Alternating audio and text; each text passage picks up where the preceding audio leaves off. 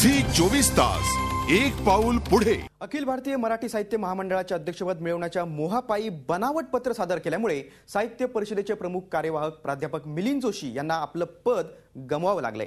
Doctor Madhavi वैद्य यांच्याऐवजी आपल्याला महामंडळाचं अध्यक्षपद मिळावं यासाठी मिलिंद जोशी यांनी मसापाचे अध्यक्ष डॉक्टर शेजवळकर यांचं बनावट सही केलेलं पत्र गोवा येथे झालेल्या महामंडळाच्या बैठकीमध्ये सादर केल्याचं नुकतंच उघडकीस आलं होतं।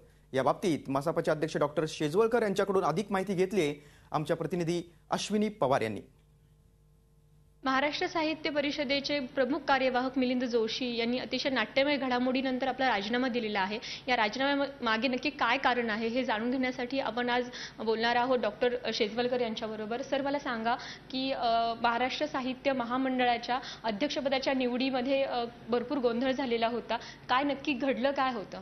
गोंधळ नाही, माधवी वैद्य या शिष्टाचाराने अध्यक्ष होणारच होत्या, पण मिलिंद जोशींना मोह झाला की आपण अध्यक्ष व्हावं आणि त्यासाठी त्यांनी जोरदार प्रयत्न सुरू केले।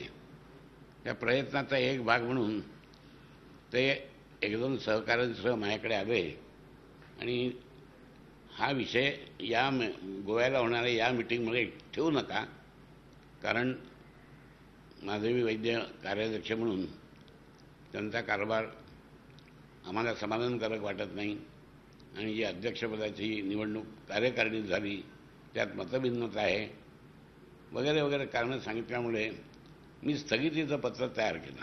मी नाही केलं मिलिंद जोशींनी त्यांच्या कॉम्प्युटरवर केलं, त्यांनी ते तयार करूनच आणलं आणि आग्रहाने मला सही करायला लावली। मी केली, ती सही खरी आहे, पण स्थगितीचं पत्र द्यायच्याऐवजी जेव्हा ते गोव्याला गेले त्या त्यांनी त्या कॉम्प्युटरवर दुसरं बनावट पत्र माझ्या बनावट सहीचं तयार केलं आणि त्या बनावट पत्रामध्ये 2 वर्ष माधवी वैद्यांना आणि 1 वर्ष मिलिंद जोशींना अध्यक्ष करावं अशी मी मसा परिषदेचा अध्यक्ष म्हणून विनंती करत आहे असं पत्र दिलं। हे मी नव्हतं दिलं, त्यांनी दिलं, मला माहीत पण नाही।